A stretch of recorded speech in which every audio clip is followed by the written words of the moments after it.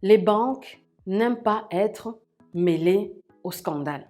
Les scandales liés au blanchiment d'argent, les scandales liés au financement d'activités illégales.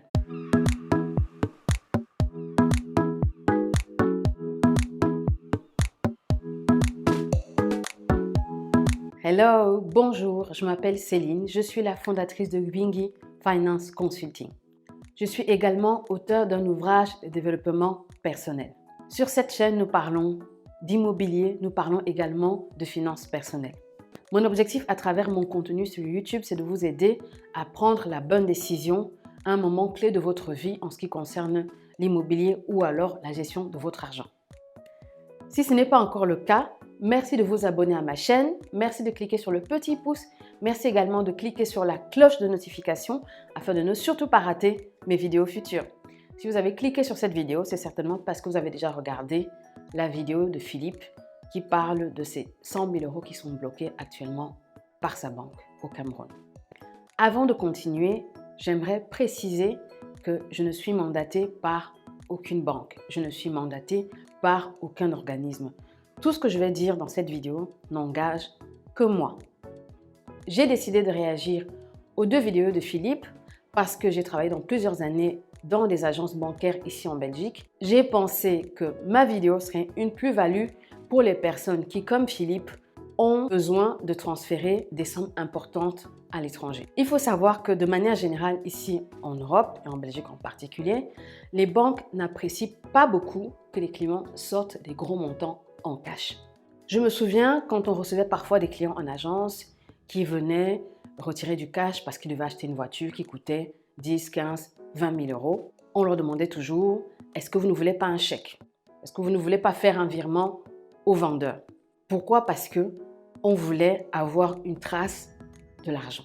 Parce qu'une fois que l'argent sort de la banque en cash, la banque n'a plus de trace. Et l'objectif ici, c'est de garder une trace sur le chemin que va emprunter l'argent. Les banques n'aiment pas être mêlées aux scandales. Les scandales liés au blanchiment d'argent, les scandales liés au financement d'activités illégales. L'argent qui sert à financer des activités illégales emprunte souvent plusieurs voies.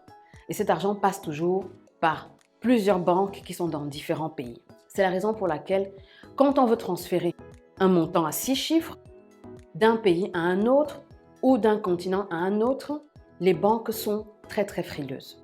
Elles veulent comprendre qu'est-ce qui justifie sur le plan légal le mouvement d'une somme aussi importante d'un continent à un autre, sachant qu'ici, on va changer de devise. Et il faut savoir que lorsqu'on fait un virement d'une monnaie vers une autre, généralement, l'argent passe par une banque intermédiaire. Je me souviens d'une anecdote en agence d'un client américain qui était consultant et qui avait facturé des services aux États-Unis. Le service s'élevait à 50 000 $. Il attendait donc que son client aux États-Unis lui vire les 50 000 $. Il avait attendu une semaine, 2 semaines et 2 semaines plus tard, il arrivait en agence pour comprendre pourquoi l'argent n'était toujours pas sur son compte. J'ai téléphoné à mes collègues au siège afin de comprendre le pourquoi du comment. Et c'est là où j'ai appris que l'argent était passé par une banque allemande. Il y avait des vérifications qui se faisaient en amont afin de s'assurer que c'était dans le cadre d'une activité légale. J'ai été confrontée aussi à des situations où on parle simplement d'espèces, mais pas de virement bancaire. Une cliente venait chercher 65 000 € en cash. Normalement, je n'aurais pas dû les lui donner. Pourquoi? Parce que les règles de la banque étaient simples. On avait pour recommandation de proposer aux clients d'autres alternatives que le cash, le chèque, le virement bancaire, mais décourager au maximum de prendre du cash.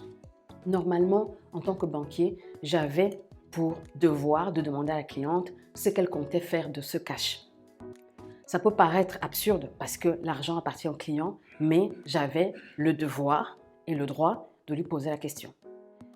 À plusieurs reprises, on a eu des scandales en agence parce que les clients ne comprenaient pas la raison pour laquelle ils ne pouvaient pas retirer 10 15 000 € en cash. Il fallait commander le montant à l'avance et puis venir le retirer quelques jours plus tard en agence. Comme je l'ai dit au début de ma vidéo, les banques ne veulent pas être soupçonnées de complicité, de blanchiment ou de financement d'activités illégales. C'est la raison pour laquelle elles prennent le maximum de précautions. En prenant le maximum de précautions, malheureusement, c'est le client qui en pâtit parce qu'il y a toujours des lenteurs administratives. Il suffit qu'on demande X ou Y documents, le temps que le client le fournisse, le temps que l'employé au siège de la banque le traite, ça peut prendre des jours, des semaines, peut-être des mois, comme c'est le cas pour la situation de Philippe. Dans la vidéo de Philippe, je me suis amusée à lire certains commentaires. Il y avait de la révolte, il y en avait un sentiment d'injustice que je peux comprendre. Mais j'aimerais simplement vous souligner que la réaction de la banque au Cameroun n'est pas propre au Cameroun.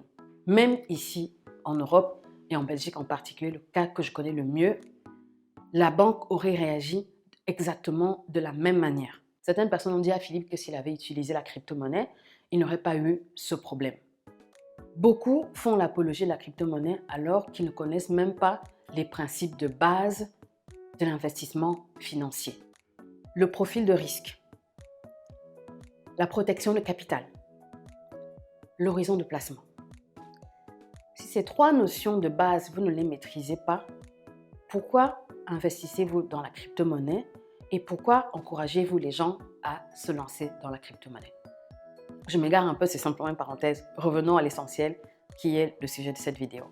Mon objectif n'est pas de dédouaner la banque avec laquelle Philippe a affaire. Mon objectif, c'est simplement de vous expliquer les raisons qui sont internes aux banques pour, on va dire, ne pas faciliter ce type de transaction. Sur YouTube et à la télévision aussi, il m'est arrivé de regarder des documentaires qui parlaient des différents montages fiscaux que les entreprises utilisent pour ne pas laisser de traces de leur argent. Elles ont des fournisseurs dans le pays de destination du montant à transférer. Le fournisseur envoie des factures à payer.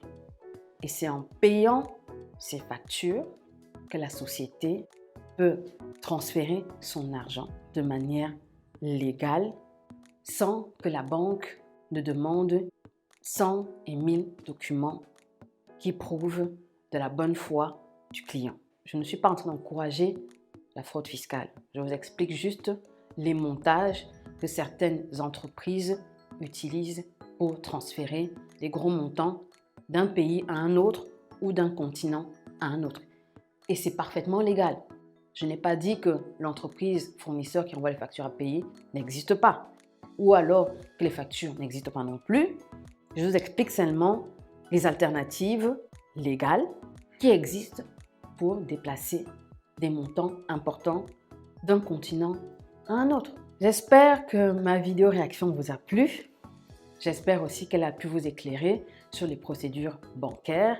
J'espère aussi qu'elle a pu vous éclairer sur les précautions que prennent les banques, pas seulement en Afrique, mais aussi en Europe.